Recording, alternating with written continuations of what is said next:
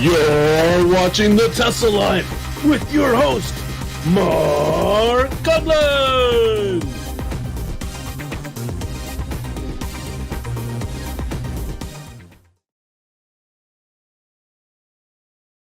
Tesla Life number 279. What is it? The 9th. The 9th of November, 2022. Man, this year is closing down. And thank you, Patrick, for that wonderful announcement coming in, and extra kudos to the dog barking in the background. You let the dogs out, yeah. Fantastic. Welcome, everyone. Got a lot to happen in the show today, but let's first introduce our co-host. We have Mr. Casey Green joining us from the DC area. How are you today, sir? Pretty well. We just had some entertainment. There was a show, somebody was running the wrong way down the road. I don't know if they were actually driving the whole way the wrong way down the road, or if they were coming across that nice little intersection that I show you guys on my FSD beta videos, where I make the left. Maybe they were also trying to make the left and got tagged. But they're right now, the fire truck, ambulance. But before that, it was just them facing the wrong way down the road with the lights on and no flashes or anything. Cleaning up the mess of a traffic accident, huh? Crash, yes. Not you can expect to hear some sirens. Oh, they've already gone by. Plus, I've got the stunner turned on. You might hear them go away if the stunner doesn't catch them. But just like with firearms, there are no accidents. There are only negligence and other contributing factors. I know some people in the industry get pedantic about that, but people don't crash on purpose usually. So I'm going to allow accident to be an acceptable term. If you're not paying attention to the road, you'd plan to crash. You're just rolling the dice. Eventually, it comes up snake eyes. It's true, but it's not like it was on your to-do list. Today, I'm going to get some groceries. Fair enough. I'm going to crash the car. There was an unplanned crash. Yep. Got it in your day planner. 2 p.m. crash. If you do see that, just stay at home. If that ever shows up in your day planner, and you didn't put it there, just stay home. But at the same time, though, when somebody's cleaning their Glock and it goes off, that was not an accident. They didn't cleaning it loaded. Yeah. Right. Not so bright. Yeah. Right. Also, welcome our other co-host, Mr. Patrick Connor from the West Coast. How are you today, sir? I'm good. Happy Veterans Day to all my brothers in arms out there. Veterans Day is coming up in just a couple days, and believe it or not, my military service is a large part of why I'm here. So on this show, I was in Desert Storm. It was pretty clear that was a war for oil, and that got me thinking about how oil is just messed up geopolitics, and how we used to have wars for salt. It was a strategic commodity. Then we invented refrigeration, and we don't fight for salt anymore. So we need to do the exact same thing with oil. It's a strategic commodity today because we need it for transportation. Well, we've invented something better, EVs. And so we need to move on to that technology and stop fighting for oil. We're working on it. Even Saudi Arabia says by 2060 we should be off of oil. Right. Theirs is the furthest estimate of every country. They're pushing it out as far as it can go. Yes. But even they admit that it's going to happen. So let's just make it happen sooner. And everybody here is helping do that. Thank you all. And why do I say it? Because we're moving towards a future free from fossil fuels. Yep. Absolutely. Thanks, everybody. Right out of the gate. And I do want to wish everyone a happy Remembrance Day on the other side of the border. So that's the poppy. So that's what the Canadians and the British and the Australians use. Cool. Same effect. Very good. Very good. Well, we've got a ton of news. No surprise there. Yeah. And let's take a look at the old list here. And we're going to start off with an announcement from the Peterson Museum in Los Angeles, California, who have announced that they're going to be putting together a new Tesla exhibit that's going to last almost a full year. And actually, it started, I believe, last weekend, Friday or so of last week. So it's up and running now, and the cars have I saw some photos on the Twitter feed as they started to move them into the Peterson. So they're going to be displaying the Cybertruck, the Roadster. They're going to be displaying the Model Y and 3, as well as an S, and a Cyber Quad, the toy version, is going to be there, which of course we know now is a rare one because there's a recall on those, and people are returning them. Actually, they don't return the whole Cyber Quad, just the board. Just the board, yeah, the computer board that modulates the motor, right? Motor controller, yeah. I wonder if them as a museum, as well as like the Smithsonian, whoever else might have a copy of this thing, if they are able to keep it intact like they did with the EV1. Well, only the Smithsonian has an intact EV1 in one other place, but all the others they have them without the motor controllers there as well. Right. So the Peterson is in downtown Los Angeles. It is, for those who are unaware, it's an automotive museum mainly. They do other subsequent shows. They do different viewings. But they did have the Cybertruck some time ago, over a year ago. They had the Cybertruck on display just for a couple of weeks. But this particular viewing is going to be around until next November. So you've got almost a full year to check it out. But and if you want to see the GM's EV1, they have that there as well. So it's also available to be seen in the same museum. So I would love to check that out if I was a little closer. Based on I'm on the other side of the continent, I don't think I'm going to make it, but you never know. Go ahead. Yeah, the one that sounded interesting to me is they have the original Roadster prototype. So this is when Tesla took a Lotus Elise and modified it and got it working with AC propulsion drivetrain and their own battery pack. And that's when they realized, oh, this is a lot more work than we thought it was going to be. These AC propulsion motors have to be hand-tuned and analog motor controllers. They're not mass manufacturable. And then that's when they realized, oh, you know what? This is going to be a little more difficult than we thought. One of many times they learned that along the way, but they figured it out. Even as recently as last week. Right. And that reminds me, the other vehicle that's there that's not a Tesla, but was really an inspiration to Tesla is the original AC Zero car, right? The T0. The T0, right. Yep. So that was the one that JB and Elon had looked at and had said, this is what we need to do. We need to make a fast sports car that will be able to sell into the close to six-figure mark and allow us to make some profits so we can move into more cars at a lower price point. This would be able to pave the way. And of course, that's what basically happened with the original Lotus Roadster that they first came out with.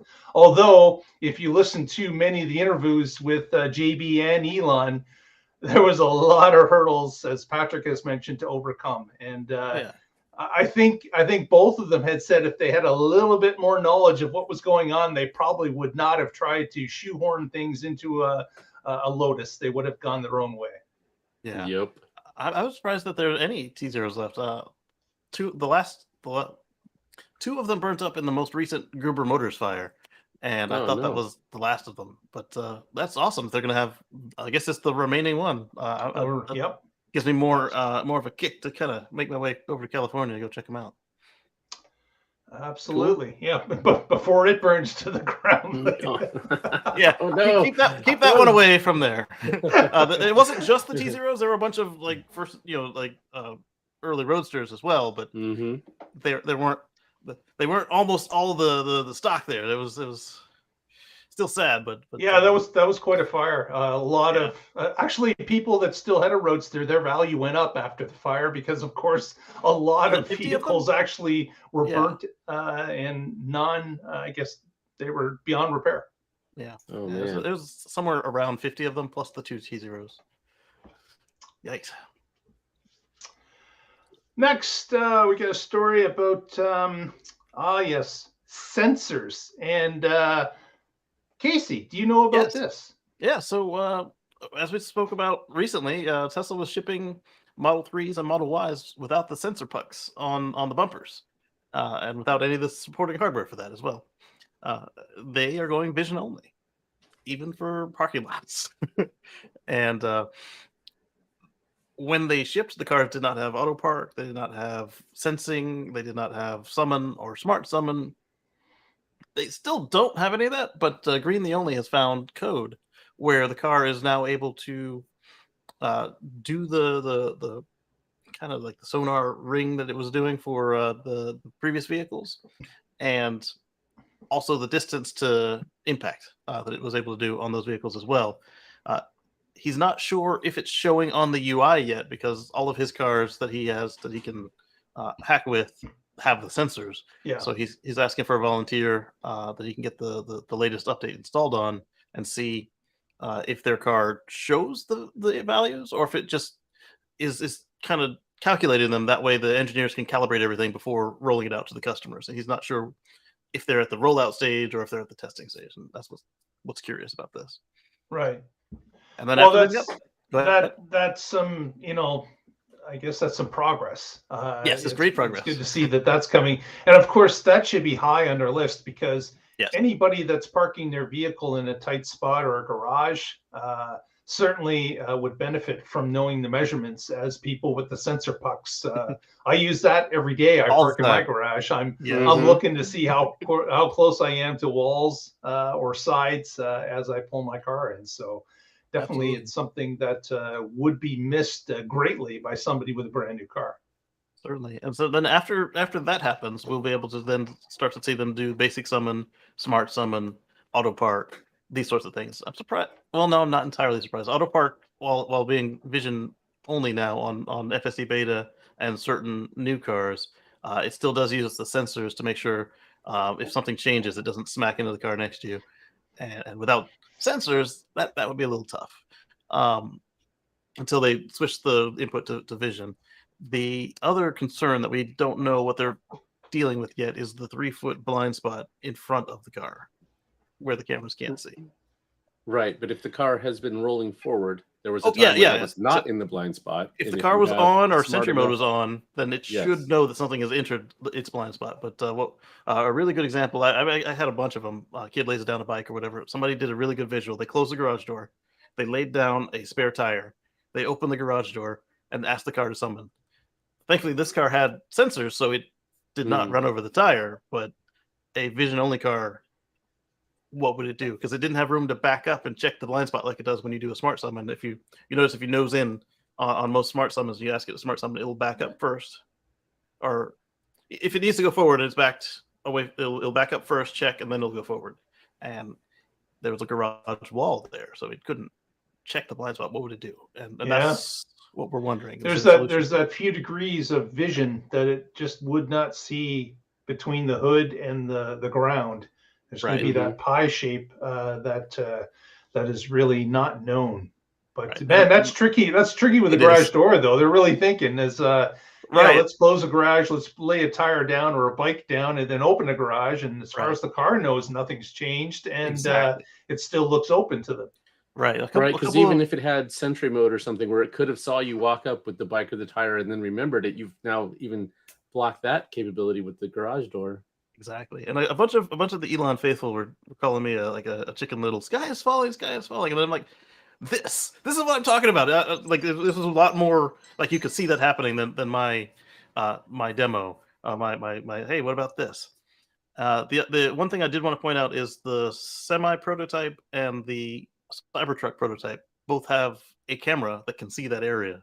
But from what we saw from folks who do the Tesla Spy stuff, when they were showing us what these new vision-only cars have, the only difference we could see is that the repeater cameras have a wider-looking lens, but it looks like the same hardware behind the lens, and they didn't see anything in the front that was different that they could discern that would be able to see that space. Yeah. Well, that's going to be interesting to see as these cars start to be installed with that, and I'm sure someone's going to perform that actual physical test to see what happens. And Tesla's also done it. It's just like it'd be nice to know. They've got to know. They have to know that these type of things are going to happen. Like I would be shocked if they had not put in some sort of contingency plan for that. But Instead of a red hands take over immediately, you get a red plus. door. Get out and look. It's another plus the community though too, is that everybody's looking for these different scenarios because it could benefit others in the community to know these things. So and especially if they ever sell the package to other automakers, that's going to be something they're going to need to make sure, since it doesn't come with sensors, it just comes with 9 cameras or 8 cameras. Need to make sure that you put them in a spot where you don't have blind spots. Exactly. Next, we're going to talk a little bit about Berlin. Germany, at this point, has an EV incentive that's in place until the end of this year, where it gets cut in half. I believe it's around $4,000 US. It's going to be cut in half by the end of 2022. But Tesla has made an announcement that if you've put in an order for a Model Y at this point, or in the short future going forward, probably they're going to cut it off in a week or so. But if you have put that order in, Tesla is going to guarantee that they will get you the car in time, or they will pay the other half of the incentive and take it off your bill. What if they pay the taxes on the income? Yeah.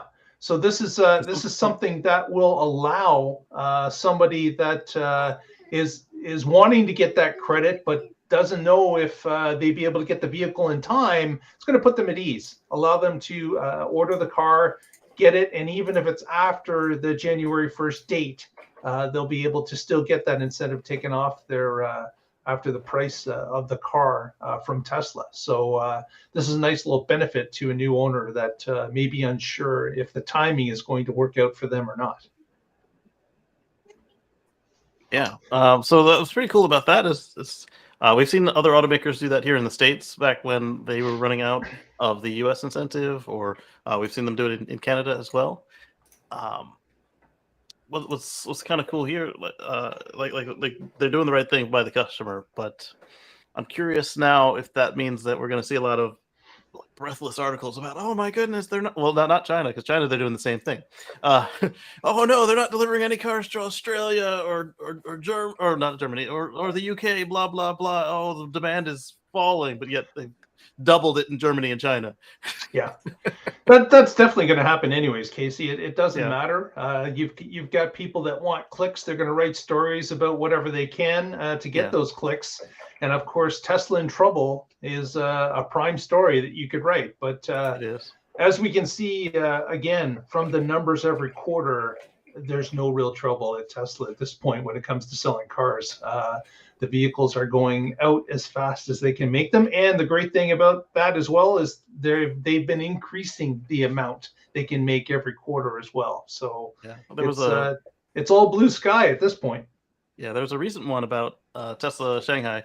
They're like, oh my goodness, they had a slight dip in their output. Remember, the month prior to October, in September, they had just blew it up. So October, when they were shipping 200 engineers off and everybody was recovering and they still are dealing with COVID over there with the COVID zero policy, they had slightly less cars built in October, slightly less, and already for November they're already on track to just blow September out of the water. So.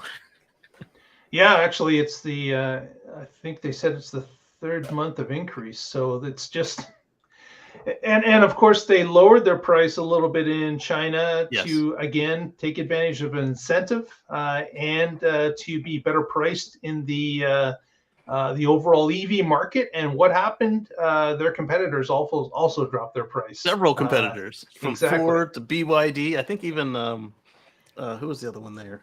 Several of them. Yeah. So, and that's good too.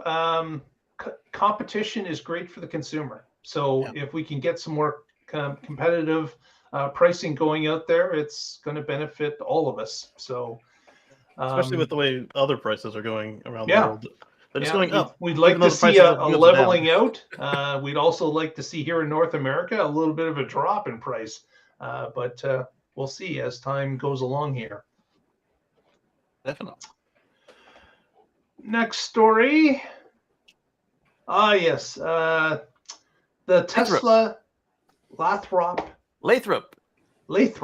Yes. California facility that's making Megapacks Tesla has indicated that they believe that over the next year, they should be up to a 10,000 run rate per year at this one facility for Tesla Energy. So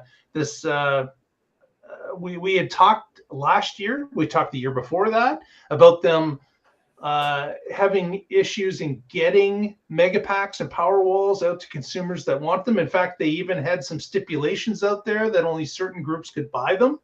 But now it's looking like, again, this is great news. It's looking like the battery shortage that Tesla was facing is starting to ease off, and they're allowing these other secondary industries that they do not hold as in high in regard as the actual automotive industry, but now they're allowing these guys to start running at a higher rate. So obviously that constraint of batteries is being lifted from Tesla. So that is great news. And of course, with the release of the Semi coming up in the next few weeks, we can see that the amount of vehicles being produced has been climbing up, as mentioned, for the past couple of quarters.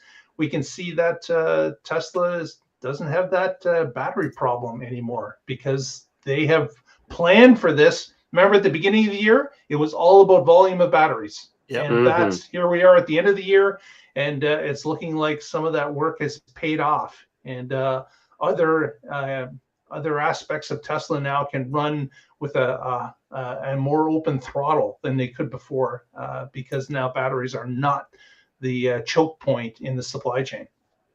So now that they're making 10 gigapacks per year, does that mean that it's a Terafactory? Technically, I believe it would, but yeah, it's that would be cool to be to get an inside view of that factory, to see how these things are put together, how they keep them running on a like a supply chain line, a build line. We know that these Megapacks are delivered by trucks. They can be built in skids that basically roll onto flat deck trailers that can be brought to the construction sites of these facilities.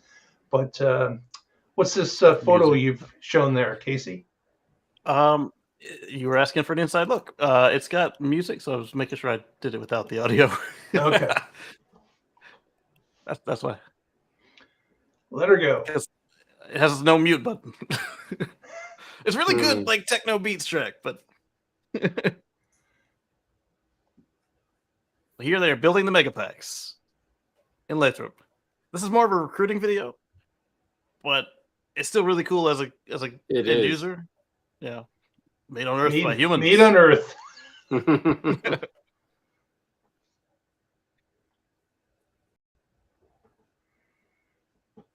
The Megapack. And I think that's why it's called the Mega Factories, because they make Megapacks, not because of the scale. Unlike right. But I was saying, if you're making 10,000 Megapacks, would that? I understand what you're saying. Yes. So that makes it a Gigapack, and then because the Megapacks use already so many cells, does that mean it's a Terafactory? Yeah, so you can find that in our Twitter feed. We'll also put a link in the notes if you'd like to watch it at regular speed with the music where you won't get sued. Feel free to look it up. But yeah, interesting that they're starting to increase production, which is great for all those different projects that we've heard about forever. Puerto Rico, South Australia, Vermont. There's many of them now. Texas. There's many of them that are operational now. So we'll be able to see a lot more with that volume. Right. So these Megapacks are awesome. They're going to help make the grid more stable. They're going to allow for more renewables to be on the grid. They're going to have frequency stability. You're not going to have these crashes in the middle of winter because it was cold and your natural gas plant freezes. Yeah. So this is awesome to see. And if there was any truth to it at all, maybe they didn't spec the cold weather turbines, but I don't think that there was anything to that. People have argued me both ways on that one. But they work in Norway, they work in Alaska, so you Right. can't tell me they don't work in the cold. You just got to order the cold weather package. Exactly. Yeah, they chose profit over resiliency, and it was obviously the wrong choice. And I hope some of them go to jail for it. People died. Exactly. Yeah. So yeah, this could help save lives.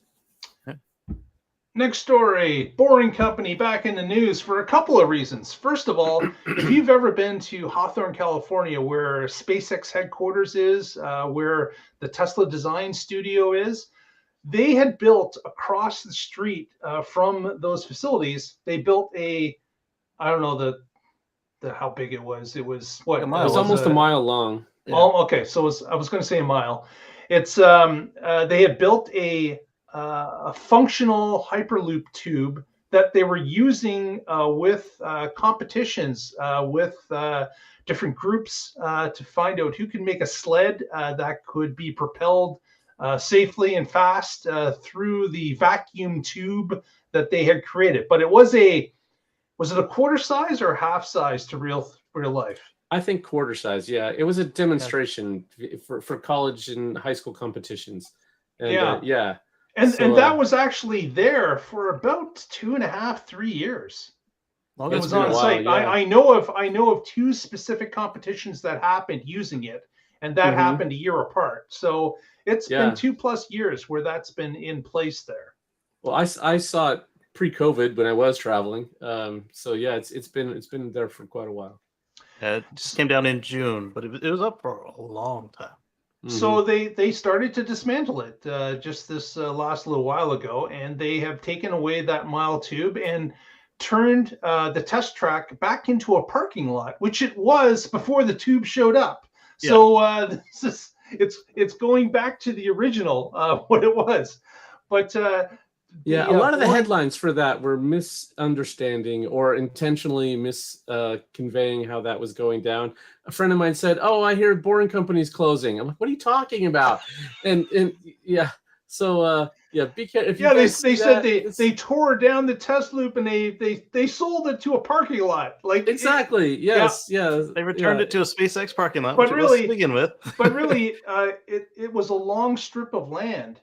Yeah. And what they're seeing as a parking lot is that, that strip of land was maybe 12 feet deep from the road, and they just had single car parking all the way along it. That's the parking lot. Like it's not a square or a rectangular lot. It's this strip of land that's maybe 12 or 14 feet wide that's beside the road. In fact, a railway track runs through part of it too. So, nice. Of course, SpaceX and Tesla were always struggling for parking space. In fact, they built a multi-story parking garage out that corner as well because they needed the space. But anyways, this teardown had taken place, and now Boring Company has posted a couple of photos on their Twitter feed, and it is showing a new. And Casey, could you bring this up? Will you have access to that photo? Yeah. Wait, here, let me share something. Sure. This is let me see if I can do this. So because they did this, you could tell that whoever was trying to pull Patrick's leg was lying, because they or Patrick's friend's leg, they removed it and replaced it with a big one. Can you see that? There you go. Yep. So that is my photo that I took when I was there of the test track. Okay. Yep. Yeah, so you can see it's about a quarter size, of what you could fit a full-size vehicle in. Yeah. Okay, I'll stop. But it is a real parking spot. Those are real parking spots, exactly. You just couldn't fit a real car inside of that. But let's see, share tab. And the Boring Company placed these photos online, and basically it shows a full-size car inside a lined tube, and they're indicating that the full-scale Hyperloop testing has begun. And they've got this door with a porthole that you can see through. Now, I can't tell how deep that tunnel is, but I can say that it's definitely concrete lined from the photographs. Yeah. So that it's not something that is a paper mache model. This is Right. This is real. And we believe from the background, we believe that this is the Boring Company's location in Texas. So their new headquarters that they opened up not far from the Gigafactory, we believe that this is where this photo was taken. I can't get over how much the lining looks like what they already put in the Tesla tunnel. It is. It's exactly what you would see in Las Vegas. Like that is a concrete lined tube that is no different because those are, when they build those tunnels, the machine actually places just like a jigsaw puzzle, multiple slabs of concrete in a ring that goes around the tunnel to support it from earth caving in from all sides. Are they still going to be evacuating? Points where it lifts them. Well, that's the question, Patrick. This is Hyperloop testing. Hyperloop testing is something that is vacuum sealed to prevent air slowing down the vehicle. So I don't know if you can do that with a concrete line tunnel. You could if it had gaskets, I would imagine. I'm pretty sure the tunnel's not the problem, but you can't just throw a regular car in there with people in it. That's not going to work. No, you can't. They're wearing scuba. They're wearing scuba like gear. Well, it's not a full vacuum. It's not a full vacuum. It's a partial vacuum. So the car should be fine, but the humans would need scuba. Yeah, you probably don't want that.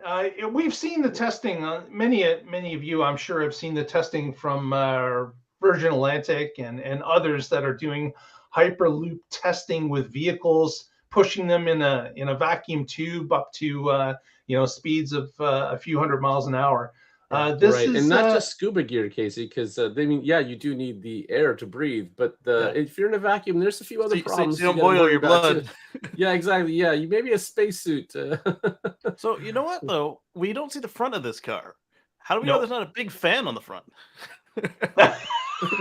Bringing that partial vacuum inside the car up to I have a feeling the car in it is somewhat staged. I don't think that this is a working model or anything. I think this is just the Boring Company saying, hey, we're starting to dig some tunnels in Texas, and they're not gopher holes. We're putting cars in them, and we're testing for the Hyperloop.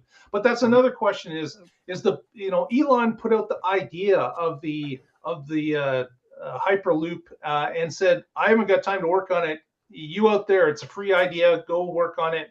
See what you can come up with. I have a feeling that the Boring Company would like to get involved with that idea again. Oh yeah. What happens to the air pressure in your tires if you're in a vacuum? It should also go down. So the next question then is, if this isn't just a staged photo, is it autonomous like Robotaxi, or is it just like pre-programmed? I have a feeling it's a regular car, and there's no such thing as automatic in tunnel, because if there is something that they could get it running automatically in a tunnel, Vegas would be the first place it would happen. So they may play with the idea here, but I think this is just a testing ground for them to start figuring out what the next part of the plan is, whether it's a larger tunnel so it could actually transport containers as well as people. I don't know, but there's a lot of questions about this. But I have a feeling that the Gopher network of tunnels is going to be rivaled by the Boring Company soon in Texas. Yes. Interesting. But then I'm curious then what happens with the other Hyperloop folks. I mean, they announced a lot of deals. They announced a lot of partnerships, but we haven't actually seen anything other than short demos. Yeah. Did they get eclipsed by Muskco again? Well, it's a huge capital. It's a huge it capital collection problem that, and of course, everyone's leery about putting money into a brand new operation with an unproven theory. So it's something. And if you got 4 startups that are vying for it, you've got the problem of the one that you bet on may not make it, and then where's your capital? So or now you've got one route that has a completely incompatible train maintenance, operating, training, everything schedule to everything that one. You got the one Betamax line, and then you've got the HD DVD, and then you've got Blu-ray. Right, but one of the things I think that these other companies, Virgin Hyperloop, Hyperloop One, whatever, they all went for the end game, and they're trying to, come out initially with these vacuum tubes. But you got to be thinking about minimum viable product, which is what Loop did. Okay, we're going to have cars and tunnels, and they're not vacuum, and they're not autonomous, and they're not trains. And then we can get revenue. And once you have a revenue stream, you can afford to continue to develop it without needing billions of dollars up front. You do minimum viable, and then you incrementally grow. And no one else seems to be doing that. You can point to the other one and say, we did 3 of them already, and then just a little bit each time you do it. Like, it gets a lot easier as you roll along. Yep. Right. Yeah. And that's, we were just talking about removing the sonar sensors. So Tesla did that before they were even really ready, because look at the list of features that they removed to get it done. So they move quickly, but they also don't wait until everything's perfect. They don't let the perfect be the enemy of the good. And they collected lots of data they have their cameras, they have the sonar sensors, they have the entire fleet, they have shadow software. They knew when they were ready to go with this kind of thing. And it's just going to be hard to catch a company that innovates at that pace. And especially if you're coming at it from completely the wrong angle. Yeah. I'm still surprised they don't just all right, well, this month of cars is going to have stuff we're not going to end up using, but the customers won't know. And then boom, turn it on. And as they turn it on, that new car without the sensors comes out. This is about the 8th time they've done this. So it's like, yes, but at least it's always good within like 3 months. It was a lot quicker. At least it was a lot quicker this time, for sure. Yeah, now it wasn't 3 months. It was like a couple of weeks, which is fine. But still. And here's when they do it, it's like, they gonna do it again. Here's a first for our show. We're going to report a story about Lucid, but it may affect Tesla in a certain way. Casey, take it away. So, you all know how myself and Patrick, and of course Mark as well, but Patrick and I have been very vocal and loud about this. You know that it's not legal to sell cars direct from the manufacturer in Texas or Michigan or several other states, but then Tesla went and moved their headquarters and launched their largest plant in Texas without any assurance that they would be considered on any of the Texas 2-year cycles. Lucid and several other manufacturers have the same problem because they are also in Texas. So rather than wait for their name to not show up on the ballot in a couple of years, Lucid's gone the other way. They've gone ahead and just sued the state of Texas, which is why something I thought Tesla would do eventually, but Lucid, they can't afford to wait. So, well, Tesla has sued in many states. Yeah, and maybe they are reluctant to sue Texas because they have their headquarters there, and they're getting all this. They're working with the state, and they kind of just assumed, hey, if we show this good partnership and bring jobs and headquarters and all that we'll get the respect for it, and it hasn't worked out. So having Lucid sue is like the perfect thing for Tesla, because they can get the law overturned if the lawsuit goes well, and get what they need out of it without being the ones to poke the state that they depend on in the eye. But the whole good faith argument, here's some, I'll scratch your back and maybe you'll scratch my back. That only works if you're working with people arguing in good faith, and the people in control of Texas have shown time and again that they are not arguing in good faith. So that was a really expensive gamble that they so far have lost.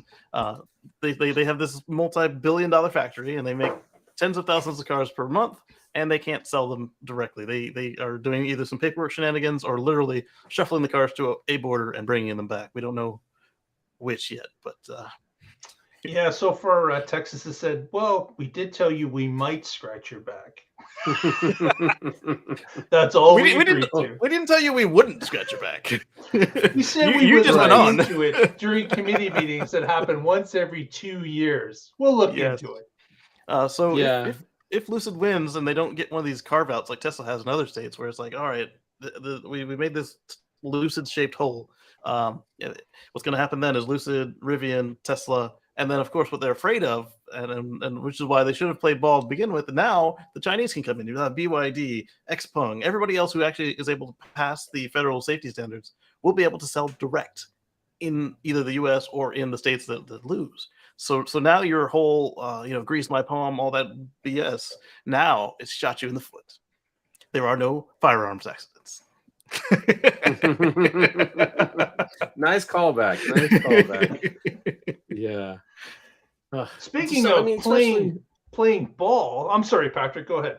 I was just going to say, especially in a state that prides themselves on freedom of Small business, and being business friendly, to say, oh no, we allow this protectionism by dealerships, and it's ridiculous. right? I'm sorry, Mark. Go ahead.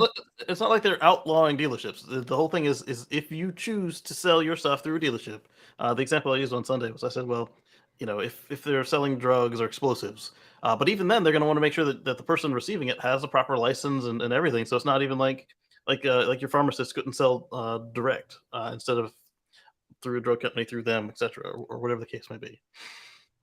Speaking of playing ball, the second continent has now got involved with non-Tesla supercharging. Yeah. So the continent of Australia has announced the world's largest island that Tesla is now no bridge to it either. Yeah, it's an island. That Tesla has announced that some of their superchargers will be converted to non-Tesla charging abilities, and most likely this is going to be the New South Wales wing of new chargers that went in, because of course Australia was providing funding to Tesla to perpetuate more chargers in that area. So this is a go. Now, Casey, Yes. You can tell me, what type of a charger does Australia have? Does it relate to Europe, China, Yes. or North America? They use the Type 2 CCS, so they are using the same as Europe. Okay. Yeah. So it'll be interesting to see that these new super large Tesla chargers that are going into New South Wales, it'll be interesting to see if they are the actual version 4 chargers that we've heard about. So will they have both nozzles on them, or plugs? Well, they only have the one plug there. collision? They have the Type 2 extended for the old S and X, and then they've got CCS for everybody else. Right.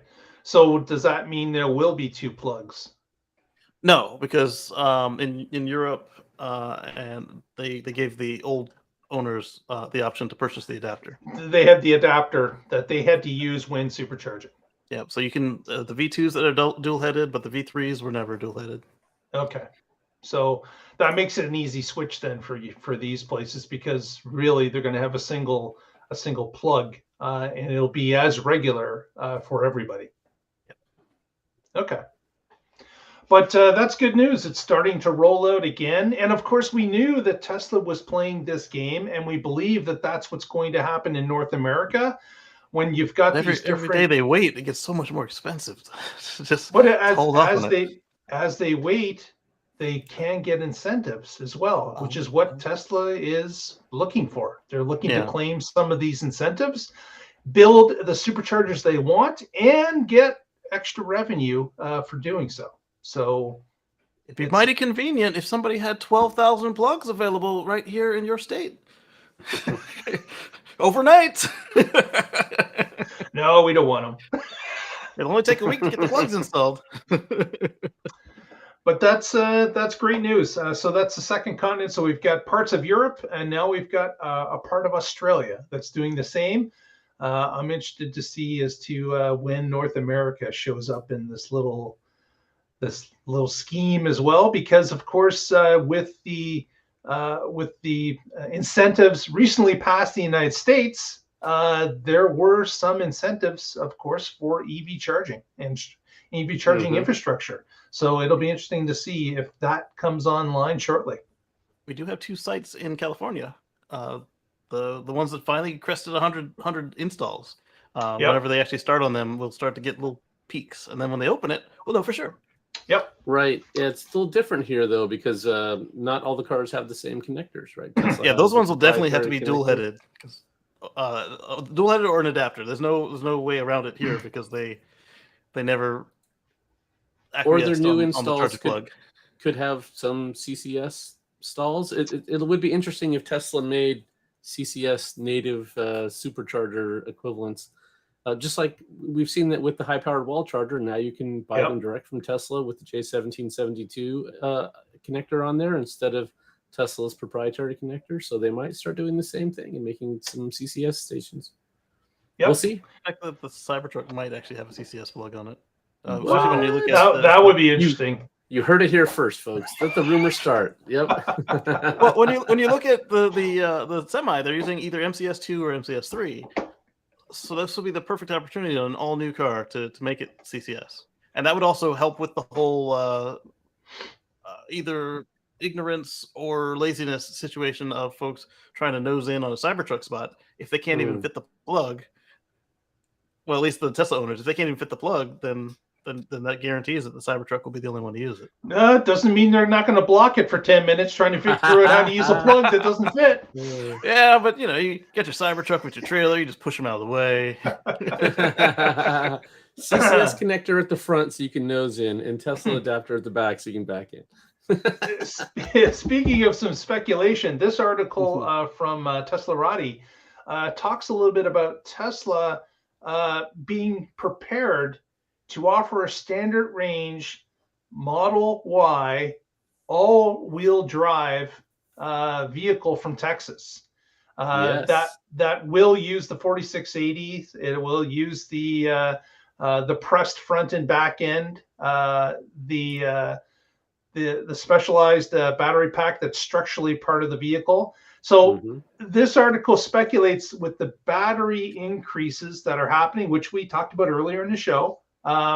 They believe that this is going to become a standard menu item on Tesla's website starting in 2023. They believe that Tesla is almost at the point where they will start launching this standard range, which will be a few $1,000s less than the current long-range Model Y. But this will be the opening of basically volume production in Texas with this standard range with the 4680s. So again, this is a little bit more than a rumor, but it's a rumor is really what it is. They're speculating based on the volume of cells that are being produced. They believe, and then with other information, we found out that really the 4680, all it's going into at this point will be the Model Y. That's it. We thought the Semi was getting it. We found out for sure it was not. So they're making all these 4680s, and right now they're stacking them somewhere. And we've seen that they were stacking them on the second floor of the Gigafactory in Texas. So not surprised that if this happens, that's going to be a big relief to people with Model Y orders as well, because that will make the line move a lot quicker if there's a second version of the car that can be produced at the same time. Yeah. Right. We talked about how Tesla has demand levers they can pull, and a standard range Model Y is certainly one of them. Yeah. The standard range Model Y also would, I think that, so at least as far as the frame would go, it's going to use less material, less time, because it's just three pieces. As far as the assembly goes, it's like boop, boop, and obviously the sub-assemblies, like putting the wheels on, putting the motors in, all that. But how many was it, Mark? A couple hundred pieces down to three. Yeah, for the frame. Right. Yeah. The front casting, rear casting, and a structural pack. Yeah. Boom. Put some seats on top and push it up into the frame of the car. Done. Seats are already on top. Yeah. So literally, it just mates in. Yeah, instead of some awkward install the seat through the door after the fact, they found a way better way. Yeah. Better way. and then if they use 4680s, they can just put less of them in there, assuming that the suspension is tuned for it. But yeah, fewer of them. We've seen where they've done this in the Model S numerous times. The Model X too. Only did it once with the Model X with the 75D/60D, which was really a 75D anyway. But the Model S actually had 4 or 6 different batteries. The S40 and 60 were the same battery pack. Then they had a 70, a real true 70, and they had a 75 and a 90 and a 100, and then whatever they're doing today.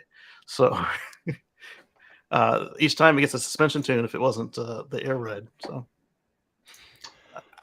if you have the cells, I think this would be a good way to save some money and speed up the process versus their process Yes. of using the 2170s, which I understand why they did it, so you get more total units, but it slows you down.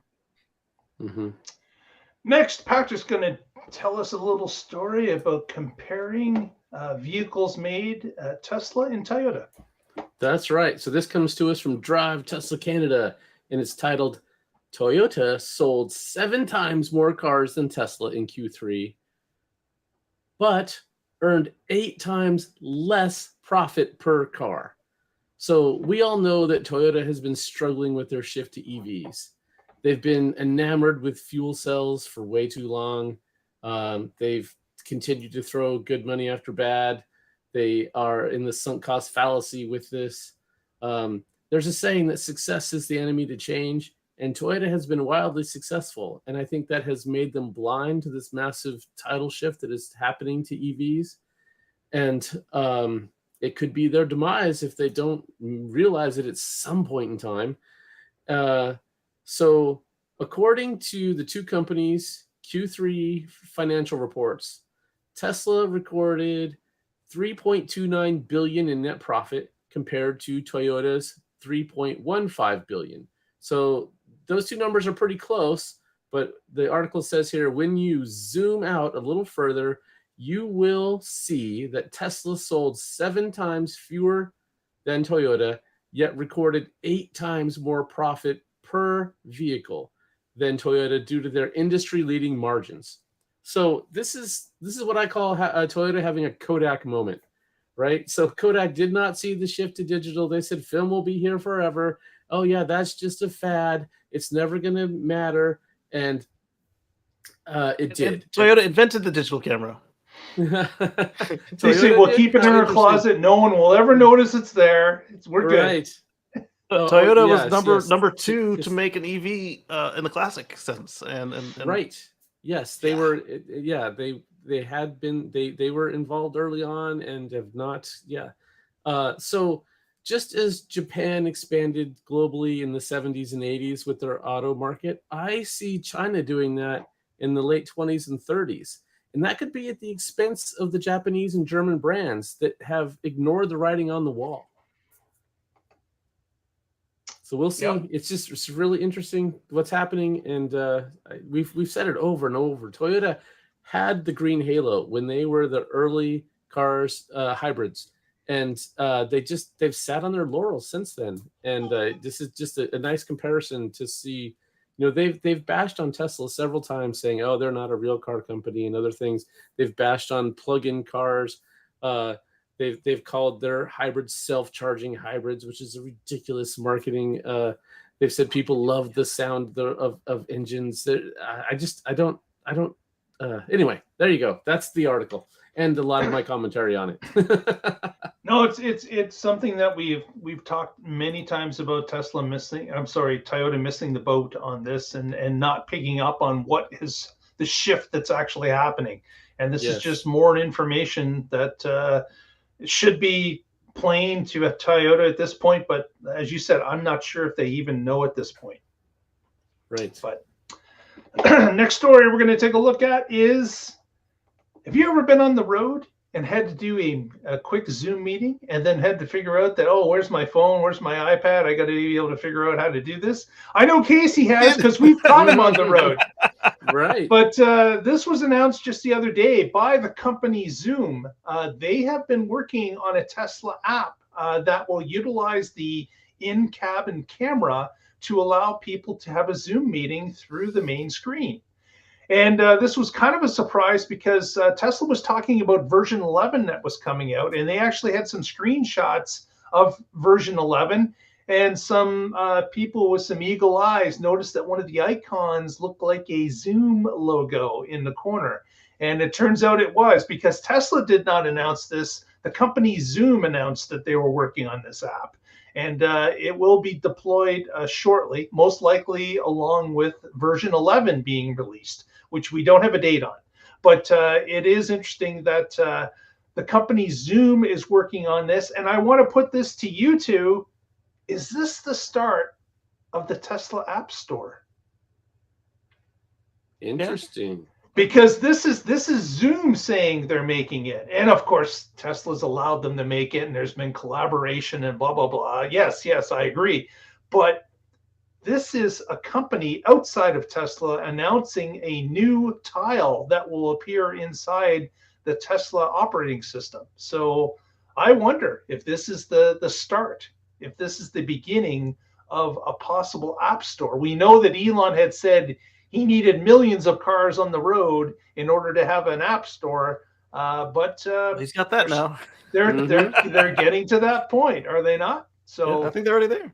Yeah, so this is some interesting news, and most likely, of course, the Zoom meeting will only work when the car's in park. It won't be allowed to do it while you're driving. What'd be cool is if they could do audio only while you're driving, because some Zoom meetings don't need you to actually stop and participate. Right, that's true. Right. Yeah, I don't know what Zoom's business model is, because I think their client Enterprise is free.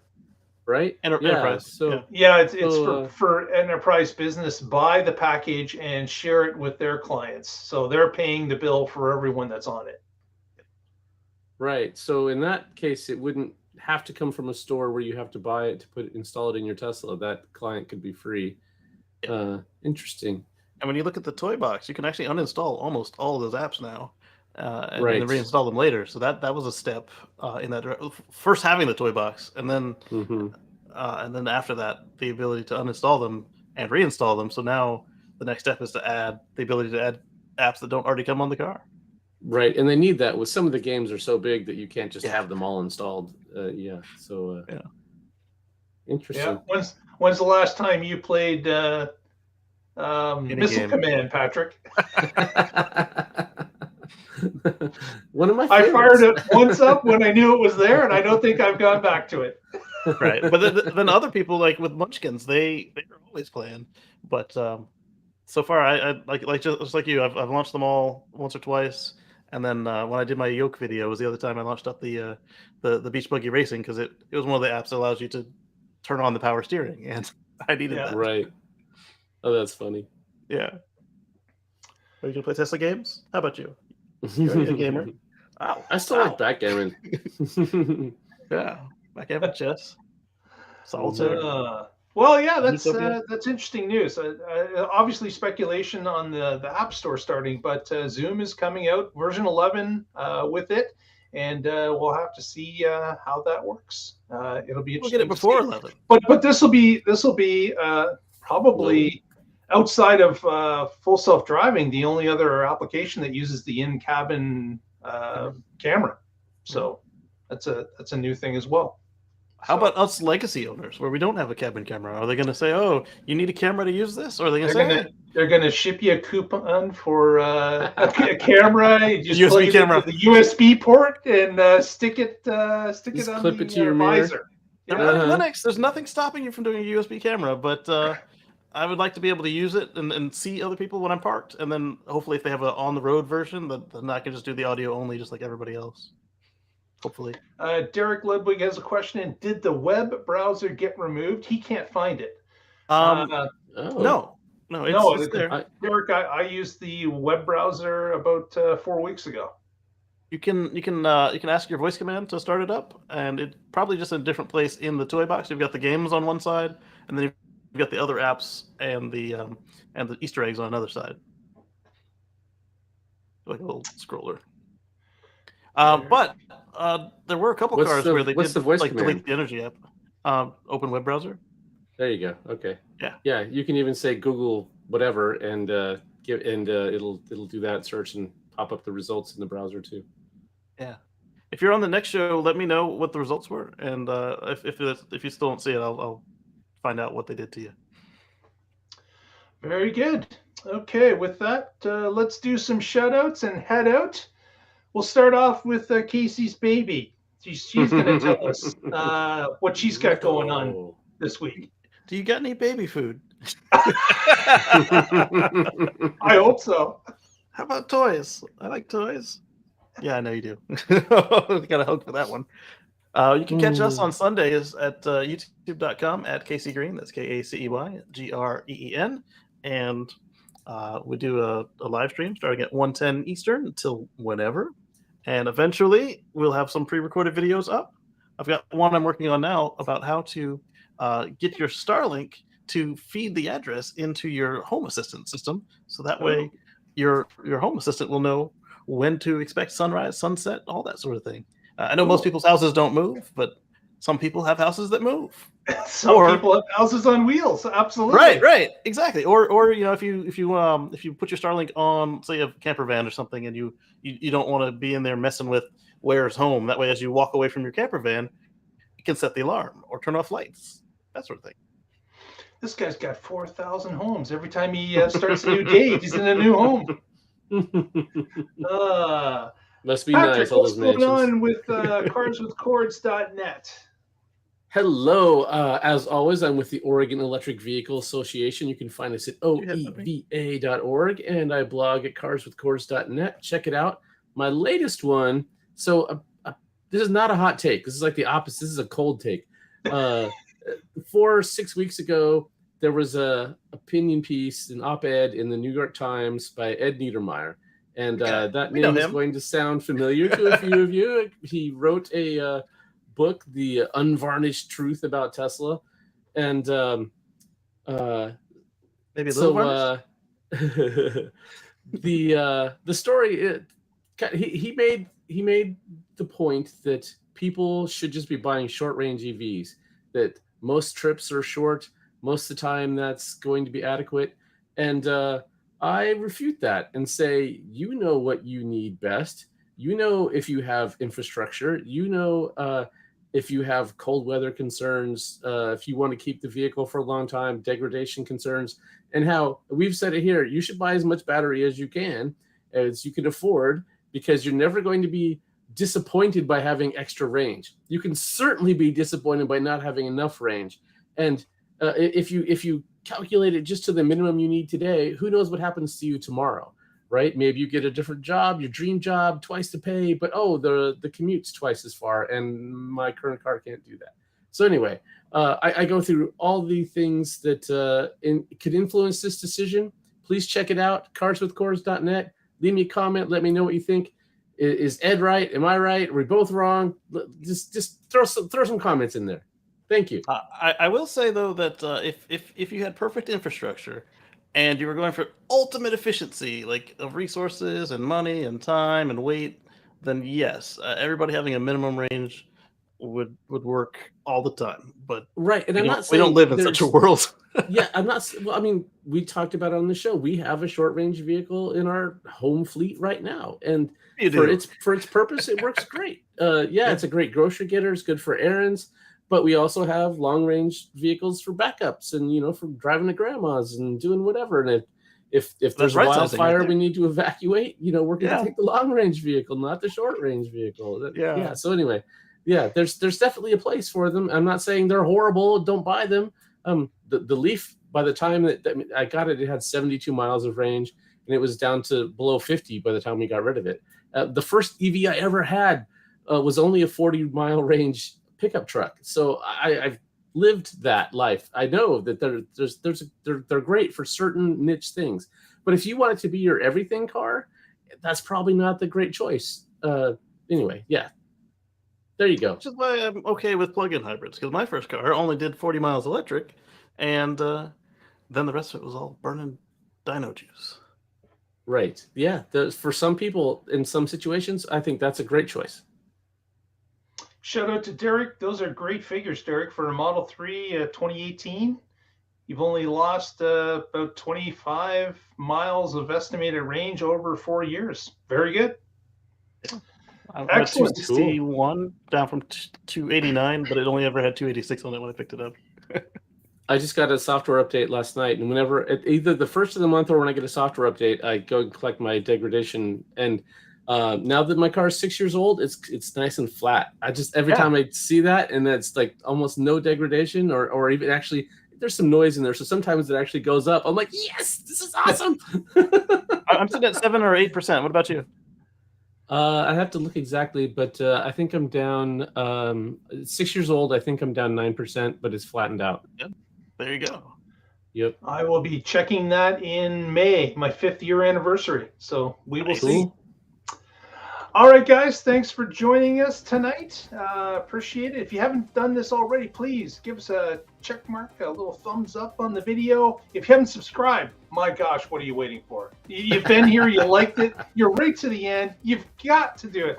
Press that subscribe, press the bell, ring everything, and helps us out. Go in the next 5 minutes, we'll do a 50% discount.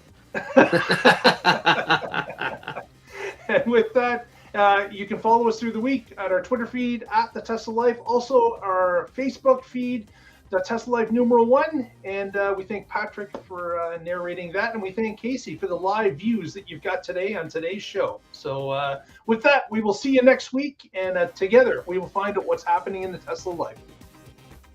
Stay positive. Test negative. For those of you who aren't aware, 50% of 0 is still 0. So, I mean, it'll be the same price for a while, but the sale's going away in 5 minutes. So. Thank you, Mr. Matt. Catch you on the flip side. Thank you, Lee Moon.